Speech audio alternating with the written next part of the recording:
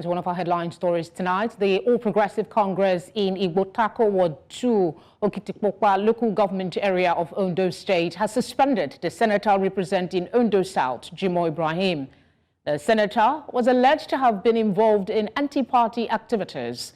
This was contained in a statement signed on Wednesday by 29 executive members of the party, including the chairman and secretary in the ward, Adetokunbo Adetola and Shola Omotoye, respectively. The ESCOs, in a statement titled APC Suspends Senator Jimoh Ibrahim over insubordination and anti-party activities, said the decision was taken during the meeting of the executive.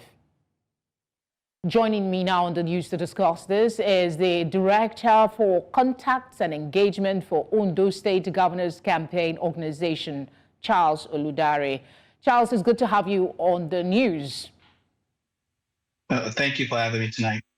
Your party says the senator, his activities are in violation of the party's constitution, particularly his decision to sue the party, as well as, other issues. How huge a crime is suing one's party? Well, I wouldn't call it a crime, and I don't think he has been accused of a crime.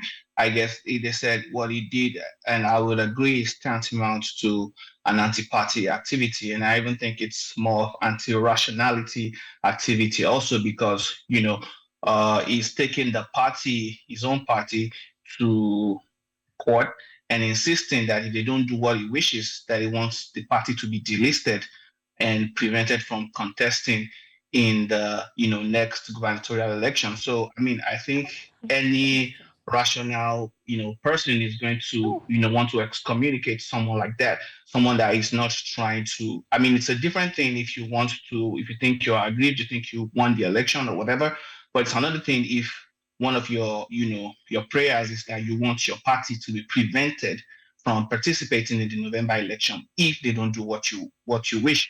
So I believe the ward chairman and the secretary and the ward members of his wards were, in order to, suspend him. I believe these people would have probably been a part of his supporters because, like we all know, he's a sitting senator. But for you to, for him to have gone to that level, I think it's a little bit beneath the office that he sits. He's an official, at least was an official of the APC as a sitting senator. And then for you to go to court, not that you won, which is valid, but that your party should be delisted if your prayers are not granted. I think it is a little bit. What were his prayers specifically? Because for somebody to go to court, it means the person feels aggrieved, feels that something was amiss, and the news that is around is some people saying some local government there was no election. So he may have a point. Does he have a prayer with the court? What is it? No, he does not have a point. His only issue is failure to understand the basic rules of the game. They brought a board in front of him. He saw the markings on it. They told him to play chess, and he started playing checkers.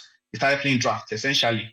He failed to recognize the rule of the game, and this intellectual, deprivation or shortcoming shows in the prayer that he filed. One, I think the Article 50 on one of his prayers said that it was preposterous that the total number of accredited voters and the total number of votes counts were equal, that there should be a spoiled vote. Now, they used option A4, which was exactly the same thing that was used in the so-called freest and fairest election in our history, the 1993 election. Option A4, whereby the pictures of the candidates are there with their agents, and you queue in front of your candidate. So if you are queuing in front of your candidate and people are counting the votes, how will there be a spoiled vote or an invalid vote? Is it that someone stood in between two candidates and then you couldn't tell them to move to one line or the other?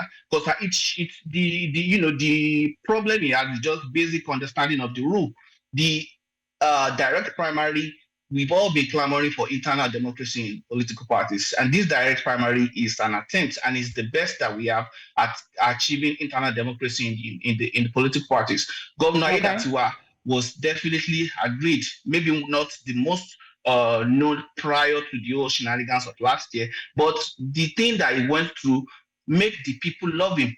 they I had think the that's sympathy for him. another conversation for another day. Yes. Let's look at some of the issues here. On the one hand, he is suing the party, and then on the other, allegedly from the release, he's encouraging his supporters to join another party. Do you expect an announcement of his likely defection soon? And how will that, or any move on his part that is against the APC, impact his role as a serving senator?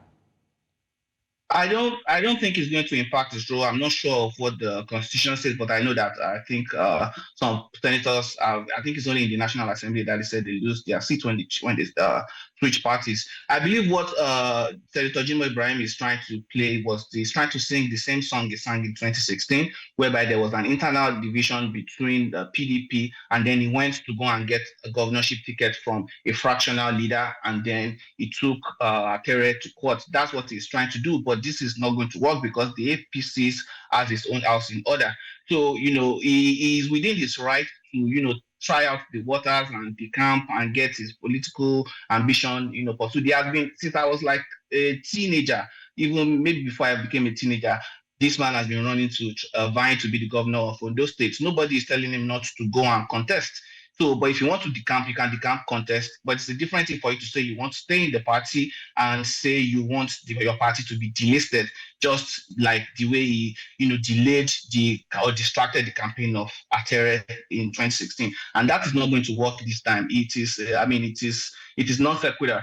Like I said, he has a right to go and contest. He is not a very genial person, so he should go and contest, and let us see how much the people of Ondo State love him. It is okay. Free, let's talk about cohesion within the party. On the one hand, one group has come up to say, well, 29 executive members have suspended him. But we understand there is another faction that has declared support for the senator. How will the politics play now for someone who is on the sidelines affect the outcome of the elections for the APC, if not quickly tackled? Definitely, the APC is, there was an election, people lost. It's normal, people will feel bitter. There was a lot of emotional, financial cost to it.